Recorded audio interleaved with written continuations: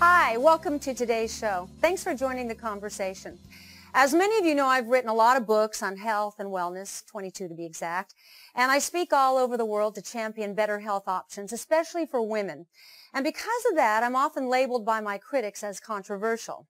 One topic, though, that is near and dear to my heart, and the jury's in, the facts are the facts, and to deny yourself the benefits is really a shame. I'm talking about bioidentical hormones, one of my favorite topics. And if you're experiencing menopause or perimenopause or any of the pauses, pull up a chair, let's talk. But first, I want to share a video with you that I found on YouTube. It was posted by a woman named Candy, and she's allowed me to share her very personal story with you. Watch. For the past couple of weeks, I've been experiencing very, very intense hot flashes, night sweats. The night sweats are so bad till when I wake up, my hair is soaking wet. I have found myself getting up 2 and 3 o'clock in the morning to get some relief by taking an extremely cold shower. To me, I feel like there's nothing out there that can help you. You just have to go through it. And sometimes, you know, I've been researching that some women go through it for years before it actually goes away. Man, that's heartbreaking, isn't it? And the thing is, Candy's not alone. This week, we surfaced a poll on the side effects of menopause on my Facebook page and across Cafe Mom. We asked, what's the worst part about menopause? The results and your comments are really alarming. And what that says to me is that women across the board are suffering every kind of bad side effect imaginable, and it's so unnecessary. So let's get one thing, very important thing straight, because I can tell by your many comments that a lot of our viewers don't know the difference between bioidentical hormones and synthetic hormones. So to help us sort through the confusion is my good friend, and for full disclosure, my gynecologist, and she's a hormone specialist, Dr. Prudence Hall. So explain to them the difference between synthetic hormones and bioidentical hormones, because everybody's afraid they're going to get cancer if they take hormones. Take it away. So, yeah. The studies from 2001 were on the women, from the Women's Health Initiative, were on the synthetic hormones. And those hormones really do increase the risk of breast cancer. And those hormones are made in a laboratory not to be our same hormones.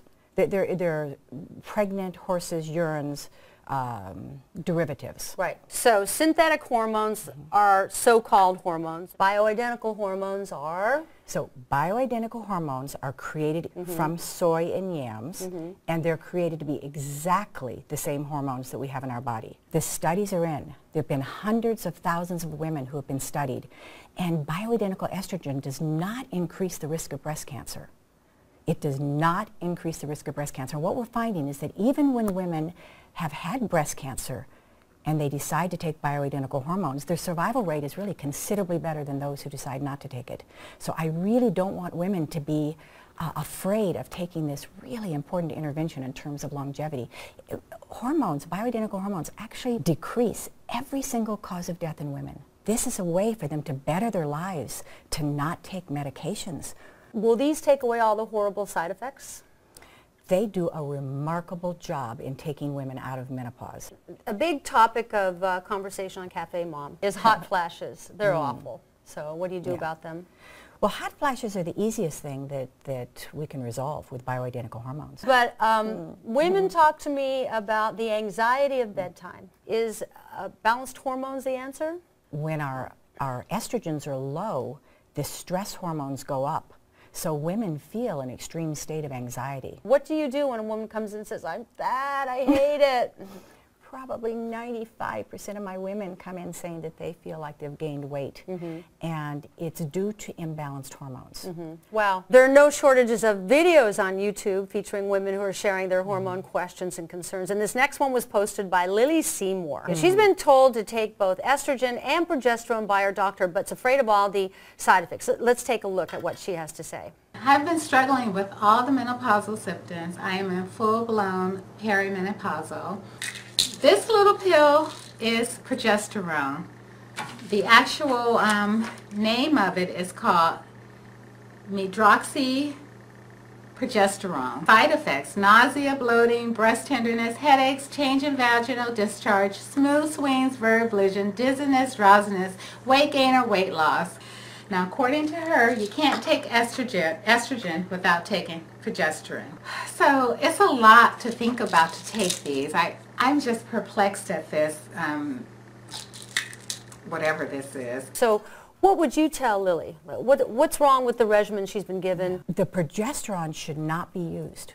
No one should be taking medroxyprogesterone. That kind of progesterone, because I don't want anyone to think they shouldn't be taking progesterone. She's just taking the wrong kind. Yes, she's taking the wrong kind, and in this case, it has a lot of research behind it showing that there are many better types of progesterones to take. The bioidentical hormones are much, much better.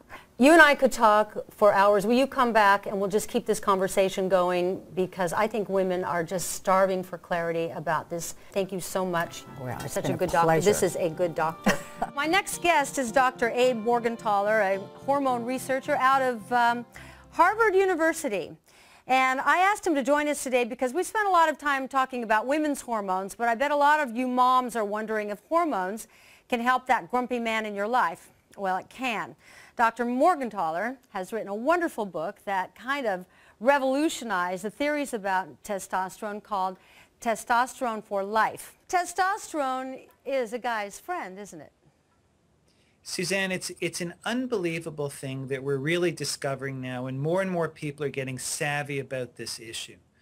Somewhere around a third of men over the age of 40 have low levels of testosterone. They have symptoms like low sex drive, they're tired, they have less of a sense of vitality, their mood can be flat or depressed, and we can give back the same hormone. And for most of those guys, not all, but most of those guys, it can be a home run. They can go back to feeling like they're alive, they've got their mojo back, they just feel like themselves. So what you said in that book that was so amazing to me was that testosterone does not cause prostate cancer, and that if you've had prostate cancer, you can take testosterone, correct? I can't tell you that testosterone is perfectly safe. We don't, we need big studies, lots of people. But here's what I can tell you for sure. This old idea that testosterone is like gasoline on a fire with prostate cancer, it's impossible to be true. Impossible. We were the first to look. Nothing happened to these men. This is revolutionary, Abe. Thank you so much. I'll talk to you again soon. I hope you come back on my show. Bye, Suzanne. Bye-bye. Great to be with you. You too. Bye-bye. Thank you very much, and we'll see you on our next show. On the next episode of Breaking Through, who are the people with the lucky karma who were born cancer resistant, and is there a test?